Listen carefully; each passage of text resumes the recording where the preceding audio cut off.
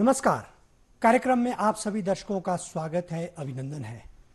कहा गया है कि अन्नम हवे प्रथमम गोधूमः यद भवति, और तत्पश्चात कहा गया है कि गोधूमः परमम अन्नम सबलः सकलः शुभः, अर्थात गोधूम कहते हैं गेहूं को।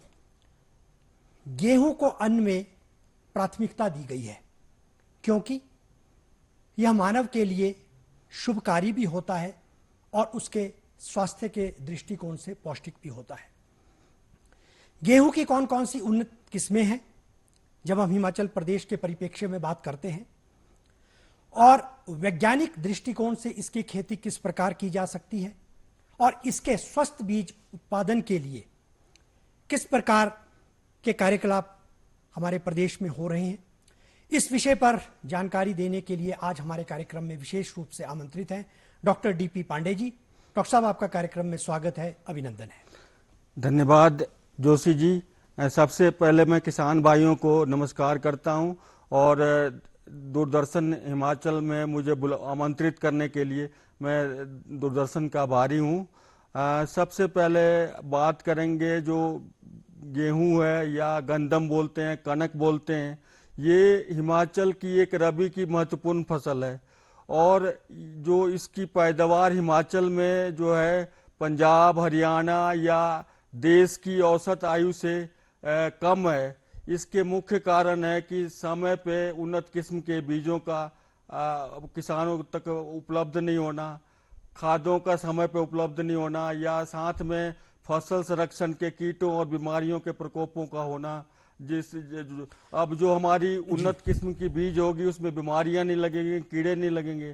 तो ये कारण है हमारे जो हिमाचल में औसत उपज जो है देश की उपज और हिमाचल और हरियाणा और पंजाब के उपज से कम है। डॉक्टर साहब, इस विषय पर हम संपूर्ण परिप्रेक्ष्य में आपसे जानकारी लेंगे।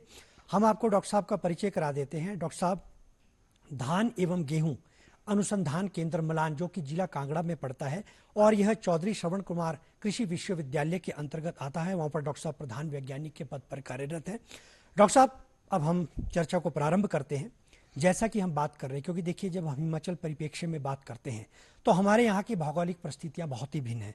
कहीं पर ऊंचे पर्वतीय क्षेत्र है, कहीं मध्यम पर्वतीय क्षेत्र है, कहीं समतल है, कहीं मैदानी क्षेत्र है। उस दृष्टिकोण से जब हम गेहूं की उन्नत किस्मों की बात करते हैं तो सर्वप्रथम मैं आपसे जानना चाहूंगा, उन्नत किस्मों से हमारा क्या अभिप्राय है? उन्नत किस्म का अभिप्राय ये है कि जो हमारा जो एक तो जो किस्म हो उसकी उपज ज्यादा हो, उसमें बीमारियां कम लगे, कीड़े का प्रकोप कम हो, और जो हम उर्वरक और खाद का प्रयोग करें तो उसमें जो मतलब फसल गिरे नहीं और उत्पादन अच्छा हो, ज्यादा हो उन्नत किस्म के। तो जो हमारे पहले के जो किस्म होते थे वो क्या होते थे, लंबे होते थे। उसमें अगर हम खाद के ज्यादा मात्रा का प्रयोग करें तो लंबे पौधे जो गिर जाते थे, जिससे कि कनक का जो गंदम का उत्पादन कम होता था।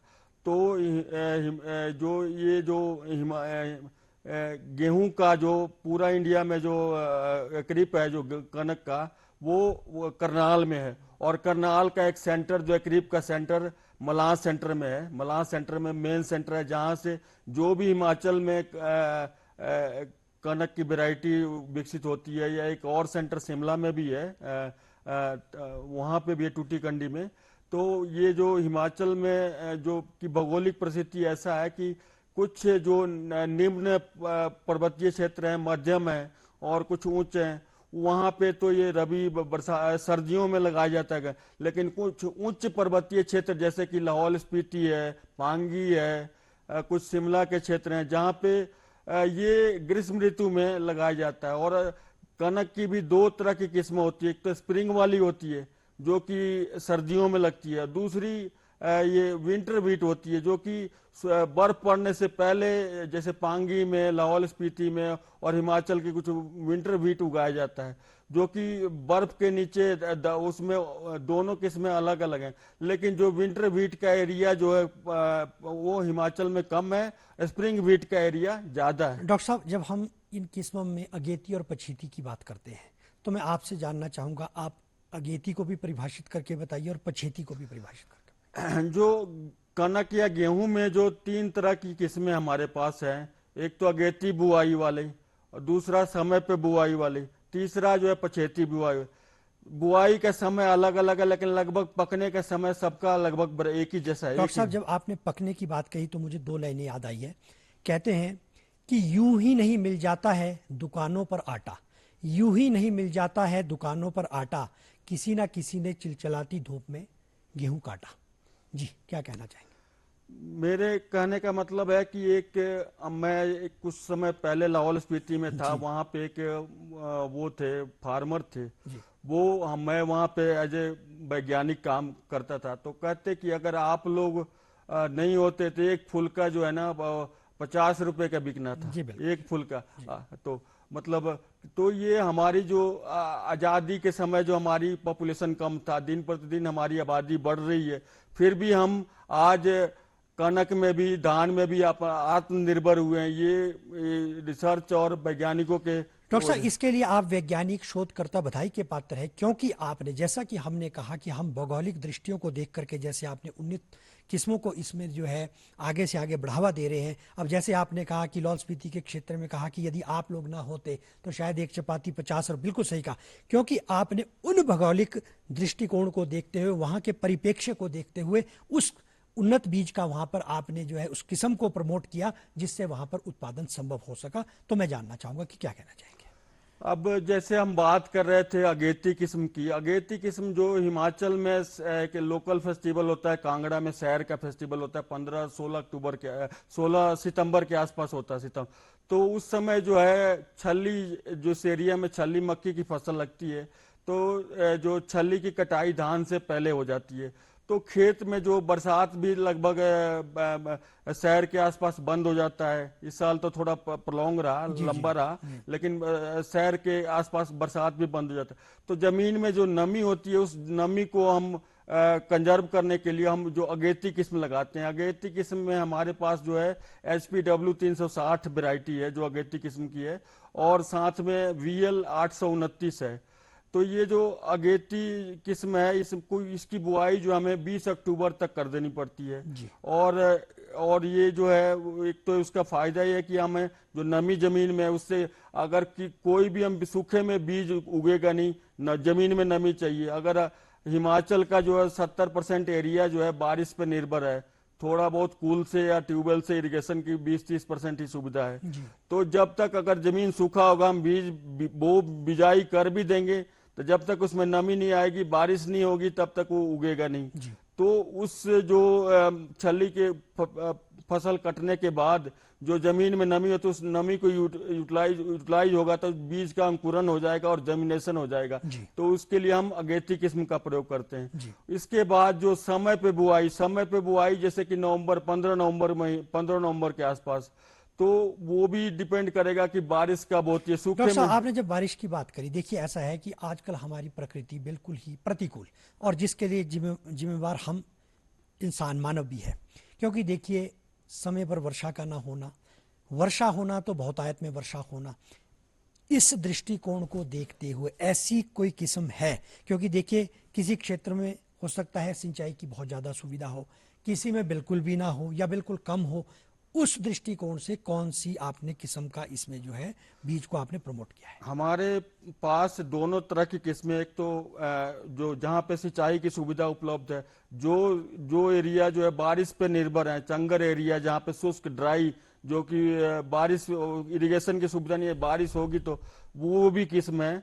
तो उसमें जो हमारी जो अभी पिछले साल अक्टूबर महीने में एक पालमपुर में राजकीय कृषि ऑफिसर्स वर्कशॉप हुई थी, उसमें एक वैरायटी है समय पे बिजाई के लिए, HPW 484। जी इसको बोलते हैं पालम गेहूं 4 के नाम से। जी ये किस्म जो है सूखे वाले क्षेत्र में भी अच्छी पैदावार देती है।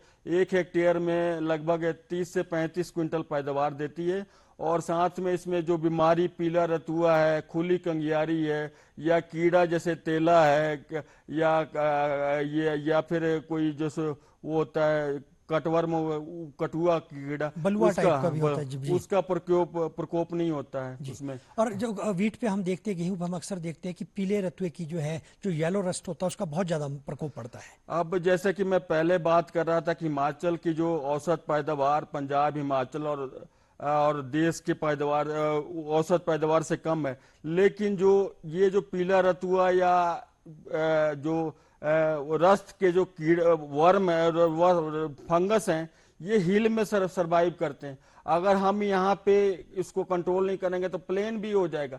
तो हिमाचल के औसत उपज तो कम है, लेकिन भौगोलिक दृष्टि से पूरे देश के लिए हिल इंपॉर्टेंट है। जैसे एक पौधा होता है हिमाचल में बारबरी, उस पे इनके स्पोर जो सरवाइव करते हैं, और यहाँ पे सरवाइव करेंगे तो वो पौधा जाके प्लेन को भी संक्रमित करेंगे। तो पीला रतुआ रोग हुआ, ब्राउन भूरा रतुआ हुआ, खुली ये सब इस पॉइंट ऑफ व्यू से जो हिल में जो है ना, पहाड़ी क्षेत्र में कनक का जो है ना खेती बहुत मतलब प्रमुख है जी। तो आपके कहने का मतलब है कि हमारा किसान बागवान, क्योंकि देखिए जैसा कि मैंने कार्यक्रम के प्रारंभ में कहा कि गेहूं को अनाज में सर्वोत्तम माना गया है, तो ये सर्वोत्तम ही रहे उसके लिए आपने उस दृष्टिकोण से, उस परिप्रेक्ष्य से जो है उन्नत किस्मों का आपने इसमें जो है उसको आप प्रमोट कर रहे हैं जी।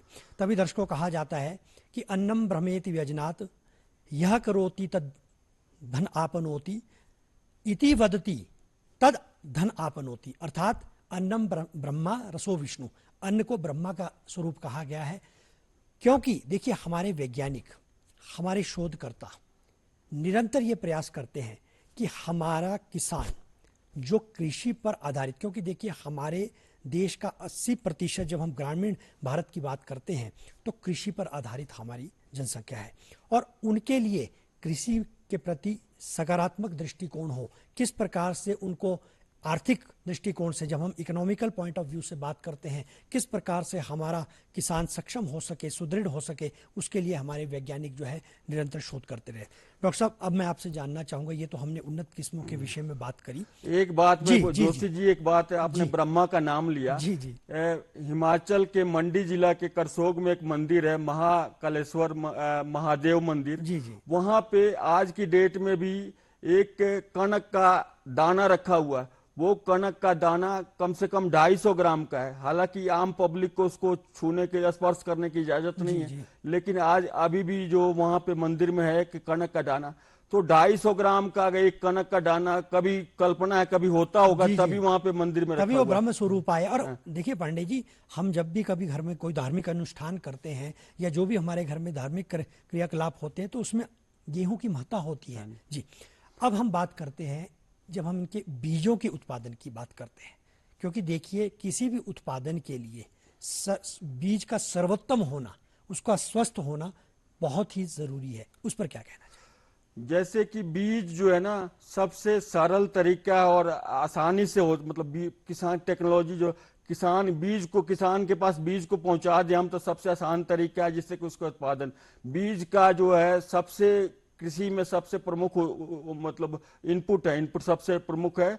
और ये कम से कम उत्पादन में कम से कम 15-20% तक इसका योगदान है। अगर हमारा बीज भौतिक और आनुवंशिक शुद्ध होगा, प्रमाणित होगा, तो उसमें बीमारियां नहीं लगेगी, कीड़े नहीं लगेंगे, उत्पादन ज्यादा होगा। अगर खादों का प्रयोग करेंगे तो उसमें जो है उसका जो उसमें लॉजिंग नहीं होगा, उत्पादन सही होगा। तो बीज जो है हमारा सबसे इम्पोर्टेंट जो है ना इनपुट है एग्रीकल्चर में, बीज।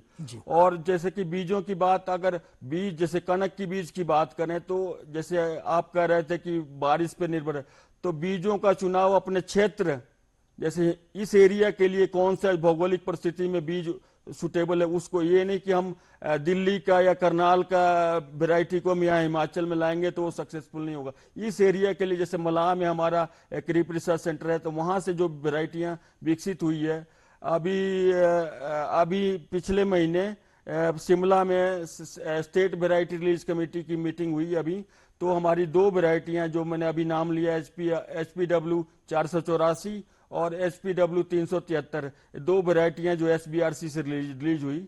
और ये तो मेरे कहने का मतलब है कि जो ये बीज का महत्व है, और बीज जो है जिस किसान के पास अगर अपने गुजारे से ज्यादा जमीन है तो बीज उत्पादन करके भी किसान अपनी आमदनी बढ़ा सकते हैं। और जैसे कि कोई पढ़े लिखे हो साथ में और जिनके पास जगह ज्यादा, लैंड ज्यादा हो, तो अपने गुजारे का बीज। अब जैसे कि जो गेहूं का समर्थन मूल्य है 22-23 रुपए किलो है, ठीक जी है। बिल्कुल। और बीज जो फाउंडेशन सीड भी है आज की डेट में 45 रुपए किलो है, ब्रीडर सीड 70-75 रुपए किलो है। तो कहाँ 22 और कहाँ 70 जी रुपए, बिल्कुल। 4 गुना का अंतर हुआ। तो अगर आपको जो खाने वाला कनक जो और बीज में इतना अंतर, तो आप किसानों की जो बीज उत्पादन करें तो आमदनी बढ़ सकती है और आपने किसान। बिल्कुल सही कहा कि जिस जिस क्षेत्र का हमारा किसान रहने वाला है वहां पर बीज का सही चुनाव होना बहुत ही आवश्यक है। तभी दर्शकों कहा जाता है कि look deep into the nature, then you will be able to do everything better. क्योंकि जब हम चुनाव सही करेंगे, हमारा दृष्टिकोण सकारात्मक होगा, तो नेचुरली उसका जो परिणाम है वो भी सकारात्मक होगा। डॉक्टर साहब, क्योंकि आपका जो अनुसंधान केंद्र है निरंतर शोध कर रहा है बीजों को लेकर के, क्योंकि देखिए जब हम वैज्ञानिक दृष्टिकोण से खेती की बात करते हैं तो उस पर आप क्या आपने, क्योंकि देखिए वैज्ञानिक दृष्टिकोण से जब हम बात करें, क्योंकि खेती का जो एक थंब रूल रहता है, मृदा का स्वस्थ होना, सिंचाई की उचित व्यवस्था होना, खाद उर्वरकों की उचित मात्रा में उसका प्रयोग करना, फसल का अच्छी तरह से जो है मिश्रण होना, तो इन घटकों पे आप, मैं चाहूंगा कि बिंदुवार आप बताएं। जो मलाह हमारा केंद्र है उसमें हम शोध तो करते हैं, साथ में धान और कनक दोनों चीजों का बीज भी उत्पादन करते हैं। तो जो भी वैरायटियां जो विकसित हुई है धान या कनक की, लगभग सारी हिमाचल के लिए मलाह से हुई है। तो वहां पे हम जैसे कि जो वैरायटी डेवलप होती है तो उसका बीज के 4 स्तर डॉक्टर होते साहब, हैं। मैं एक चीज पूछना चाहूंगा, जब हम बीजों के आप 4 स्तर के बारे में हम बात करेंगे, इन बीजों की जो उपलब्धता है हमारे किसानों को, अब मान लीजिए कोई लाहौल स्पीति में रहता है, कोई पाउंटा साहिब में रहता है, कोई चंबा में रहता है, तो इनके लिए क्या आपके कोई बीज वितरण केंद्र ऐसे बने हैं जहां पर आप इन बीजों की उपलब्धता करवाते हैं? जैसे मैं अभी बात कर रहा था कि बीज उत्पादन के 4 स्तर हैं। एक तो पहले होता है न्यूक्लियस सीड, फिर होता है ब्रीडर सीड प्रजनक बीज, फिर होता है आधार बीज फाउंडेशन सीड, फिर होता है सर्टिफाइड सीड। जी तो जो यूनिवर्सिटी है उसको 2 बीजों के उत्पादन की जिम्मेवारी दी हुई है। एक तो न्यूक्लियस सीड, जो ब्रीडर की वैरायटी है वही न्यूक्लियस सीड प्रोड्यूस करेगा, जी और साथ में ब्रीडर सीड की। वो ब्रीडर सीड हमारा जो department of agriculture Himachal Pradesh सरकार का है उनको जाता है। 80% लगभग बीज जो है हम उनको देते हैं। वो आगे उससे फाउंडेशन और सर्टिफाइड सीड आगे, क्योंकि जो ब्रीडर सीड जो वो कम से कम 10 गुना जाके आगे, 10 गुना से भी ज्यादा 100 गुना आगे ब्रीडर सीड जो है ना, 100 गुना फाउंडेशन सर्टिफाइड सीड में 100 गुना ज्यादा मल्टीप्लाई होता है। तो स्टेट की रिक्वायरमेंट तो यूनिवर्सिटी जो है फाउंडेशन और न्यूक्लियस और ब्रीडर सीड से नहीं कर सकती, वो स्टेट डिपार्टमेंट की रिस्पॉन्सिबिलिटी फाउंडेशन और सर्टिफाइड सीड। लेकिन आम किसान भी सर्टिफाइड सीड, जिसके पास ज्यादा जगह है, सर्टिफाइड सीड प्रोड्यूस करके अपनी आमदनी बढ़ा सकते हैं। उसके लिए जो हमारा डायरेक्टर सीड सर्टिफिकेशन जो बालूगंज शिमला में है, और उनके लैब पालमपुर भी है, सोलन में भी है, 3, तो उनसे उनको नॉमिनल चार्ज लगते हैं, जैसे कि पर हेक्टेयर 100-200 रुपए नॉमिनल चार्ज लगते हैं। उनसे रजिस्ट्रेशन कराना पड़ता है। रजिस्ट्रेशन करा के फिर बीज वो हमारे से जैसे ब्रीडर सीड या लेंगे, तो उसका उनको बताना पड़ता है कि आपने कहाँ से सोर्स क्या है, सोर्स कहाँ से लिया है। फिर उस वो बीच में 2-3 बार जाएंगे, वो विजिट करते हैं, फिर उसको सर्टिफाई करते हैं। अब बीज उत्पादन के जैसे कि अब कनक है, स्वपरागित है, सेल्फ पॉलिनेटेड है, ठीक है, तो इसमें ज्यादा आइसोलेशन डिस्टेंस, पृथक्करण दूरी होता है। जैसे कि कनक में नॉर्मल कंडीशन में 3 मीटर की दूरी एक वैरायटी से दूसरी वैरायटी में रखते हैं। इसके अलावा जैसे अलग तरह के पौधों को निकालते हैं, रॉगिंग कहते हैं उसको ना, पृथक्करण, कोई घास हो, खरपतवार हो, इवन उस कनक का भी दूसरे वैरायटी का बीज पौधा है तो वो भी रोग निकालना पड़ेगा।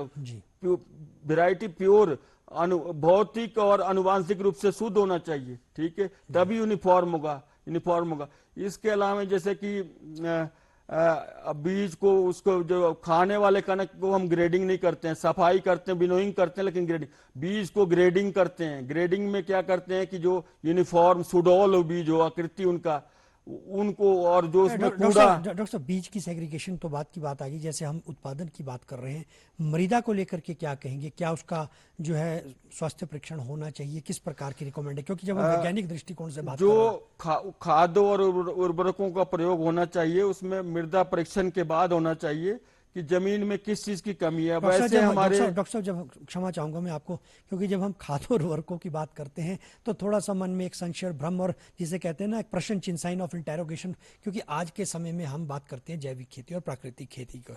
लेकिन मैं आपके मुखारबिन से जानना चाहूंगा, क्योंकि आप वैज्ञानिक है और आपकी बात, देखिए उर्वरकों का कहते हैं ना, किसी भी चीज का प्रयोग अनावश्यक तो दुष्परिणाम दे सकता है, लेकिन एक सीमित मात्रा में उसके सकारात्मक परिणाम हो सकते हैं। इस पर क्या कहना चाहिए?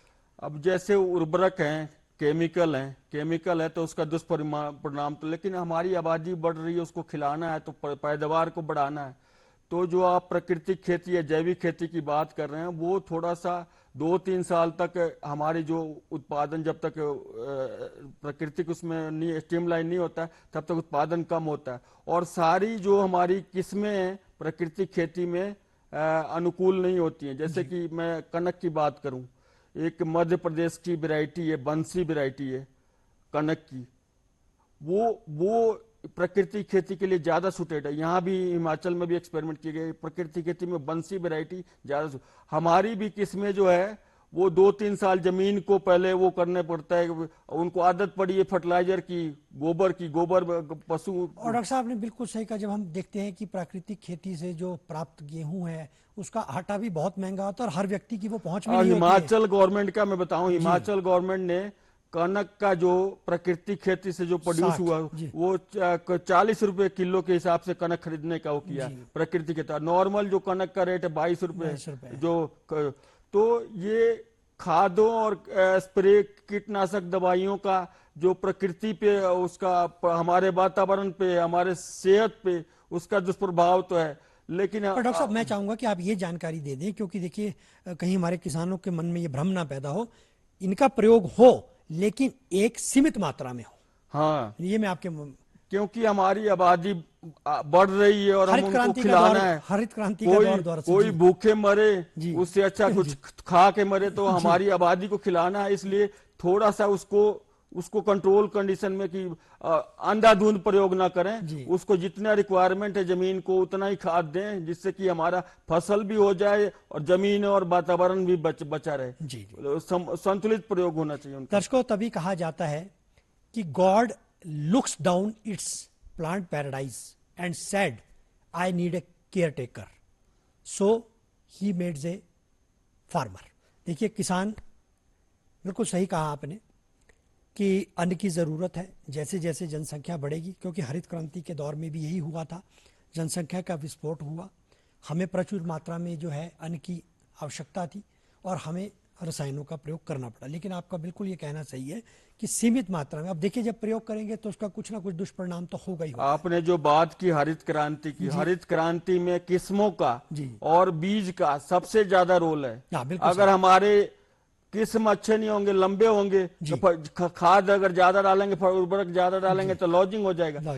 तो हरित क्रांति में किस्मों का और बीज का सबसे ज्यादा, जिसकी वजह से धान में, कनक में हरित क्रांति जो इंडिया में आया। जी बिल्कुल सही कहा। और वैज्ञानिक, जब हम वैज्ञानिक दृष्टिकोण से इस खेती को करते हैं तो हमें और किन किन बातों का ध्यान रखना चाहिए? क्योंकि देखिए आज पॉली हाउस का दौर भी चल रहा है, ग्रीन हाउसेज वगैरह जो है ये लगाया जा रहा है, तो इस संदर्भ में आप क्या कहना चाहिए? जैसे कि अभी कनक के बारे में बात करें कि मैंने बताया कि अपने क्षेत्र और भौगोलिक स्थिति के हिसाब से किस्मों का चुनाव करके अपने, अब आपका रेनफेड है तो रेनफेड वाले किस्म जो बारिश पे, तो वो बीज लगाएंगे तो आपको उपज अच्छी मिलेगी। दूसरी बात ये है कि जैसे कि किसानों को समय पे उत्तम किस्म का बीज उपलब्ध हो, ये बीज को उपलब्ध कराना जो डिपार्टमेंट ऑफ कृषि एग्रीकल्चर हिमाचल प्रदेश गवर्नमेंट का जिम्मेवारी है। तो साथ में जो बीज जो है, बीज के साथ जैसे कि खाद भी समय पे, कई बार क्या होता है डिपो में खाद अवेलेबल नहीं होता, फार्मर को मिलेगा नहीं तो खेत में डालेगा क्या, तो समय पे नहीं मिलता है, आता है तो जब सीजन ओवर हो जाता है। और बीज जो अपनी भौगोलिक परिस्थिति, जैसे अब आपका बारिश अगर आपको दिसंबर महीने में होती है तो आप पछेती किस्म जो मैंने बताया SPW 373 पालम गेहूं 3 इसकी बुआई आप लोहड़ी तक 15 जनवरी तक कर सकते हैं पछेती किस्म में जो है। तो और एक बात और पछेती किस्म में कि जो दिसंबर जनवरी महीने में तापक्रम कम हो जाता है, जिससे कि बीज के अंकुरण में थोड़ी प्रॉब्लम आती है। तो जब आप जो सीड रेट, बीज की मात्रा जो है प्रति कनाल जो है थोड़ा सा आपको बढ़ाना पड़ेगा। जैसे कि आप टाइमली में जैसे कि 4 किलो प्रति कनाल लगाएंगे, तो अगर छिट्टे लाइनों में करेंगे तो छिट्टे में अगर बीजते हैं तो 5 किलो। अगर आप दिसंबर जनवरी में पछेती वैरायटी का करते हो, आपको 7 किलो प्रति कनाल बीज की मात्रा बढ़ानी पड़ेगी। डॉक्टर साहब, जब हम निराई गुड़ाई की बात करते हैं तो उस दृष्टिकोण से हमारे किसानों को क्या क्या ध्यान रखने चाहिए? अब निराई गुड़ाई में ऐसा है कि अगर तो आपके पास एरिया कम है, 1-2 कनाल है, तो आप हाथ से करेंगे, का उसका घास निकलेगा, आपने पशु पाला है तो वो उस घास को। लेकिन आपके पास एरिया ज्यादा है, 15 कनाल, 25 कनाल, 2 हेक्टेयर, तो उस केस में आप हाथ से निराई गुड़ाई नहीं कर पाएंगे। उसके लिए आपको केमिकल का प्रयोग करेगा। लेकिन जो आप प्राकृतिक खेती की बात कर रहे हैं, प्राकृतिक खेती में केमिकल का, वो उसमें आपको हाथ से ही करना पड़ेगा। तो केमिकल का प्रयोग करते हैं, वो एक केमिकल हीमेग्रिलोन नाम का केमिकल है, हीमेग्रिलोन बोलते हैं, आइसोपोटोन केमिकल है। उसका आपने वो करना है, छिड़काव करना है। कोई 35 ग्राम जो है 15 लीटर पानी, 15 लीटर पीठ वाले पंप में 35 ग्राम, और एक कनाल में आपको 2 पंप 15 लीटर वाला 2 पंप चाहिए। इसके अलावा और भी जैसे चौड़े पत्ते वाले खरपतवार हैं, चौड़े, ये तो दूसरे घास वाले हुए, चौड़े पत्ते वाले जो हैं उनके लिए 2,4-D नाम के केमिकल है, जो कि कोई 40 ग्राम प्रति कनाल के कनाल में 40 ग्राम चौड़े पत्ते का। और कई बार क्या करते हैं किसान की अगर दोनों ही समस्या पतले पत्ते वाले, चौड़े पत्ते, तो दोनों जो है 2,4-D और आइसोपोटोन को मिक्स करके भी करते हैं, दोनों तरह के वीड्स को मारता है। तो दूसरा जो खादों की बात हुई है, तो जो हमारी इरिगेटेड एरिया, जो जहाँ पे सिंचाई की सुविधा है, वहां पे तो जो 12-32-16 जो है इफ्को का, वो बिजाई के समय जो है कनाल में 7.5 किलो बिजाई के समय डालना। बाकी उसके बाद जो महीने बाद जब टीलर झाड़ निकलता है, डोंजियां निकलती है टीलर निकलते समय, और दूसरा जो फूल आने से पहले 2 बार यूरिया का प्रयोग जो है, एक कनाल में 2.5 किलो यूरिया, एक बार महीने बाद टिलरिंग के स्टेज में, दूसरा जो है फ्लावरिंग से पहले, फूल निकलने के बाद यूरिया का प्रयोग नहीं करना चाहिए। डॉक्टर साहब, अंततोगत्वा, क्योंकि अब समय हमारा समाप्त हो रहा है कार्यक्रम का, बिल्कुल संक्षिप्त में हमारे किसान बागवानों को खादों का, उर्वरकों का प्रयोग करते हुए किस प्रकार की सावधानियां रखें, बिल्कुल संक्षिप्त में? जैसे किसान पहले तो खादों का मिट्टी की जांच कराएं, मिट्टी में क्या कमी है। अब जैसे हमारे डॉक्टर साहब, जैसे सावधानियों की बात कर रहा हूं कि क्या उनको मास्क पौधों को अच्छा प्रयोग कर, खादों में तो इतना मास्क की जरूरत, लेकिन जो स्प्रे करते हैं, कीड़े की दवाई करते हैं, बीमारियों के लिए स्प्रे करते हैं, उसमें मास्क की जरूरत है। खादों की बात मैं करूं, पौधों को 16 तत्वों की जरूरत होती है। उसमें से कार्बन, हाइड्रोजन और ऑक्सीजन हमें वायुमंडल से, जमीन से मिल जाता है। लेकिन जो ज्यादा मात्रा में एनपीके, जो 12-32-16 की बात कर रहा हूं, वो कहने का मतलब वो खादों के द्वारा उनको उपलब्ध करवाई जा सकती है। डॉक्टर पांडे, आप हमारे कार्यक्रम में आए, इतनी महत्वपूर्ण जानकारी आपने आज के विषय से संबंधित दी, इसके लिए आपका बहुत बहुत धन्यवाद। तो दर्शकों, डॉक्टर साहब के द्वारा दी गई जानकारी से अंततोगत्वा यही भाव निकल के आता है कि agriculture is one who is eminently calculated for human happiness and human virtue. Doctor साहब, आप हमारे कार्यक्रम में आए, इतनी महत्वपूर्ण जानकारी आपने दी, इसके लिए आपका पुनः धन्यवाद। तो दर्शकों, हमें दीजिए अनुमति। नमस्कार।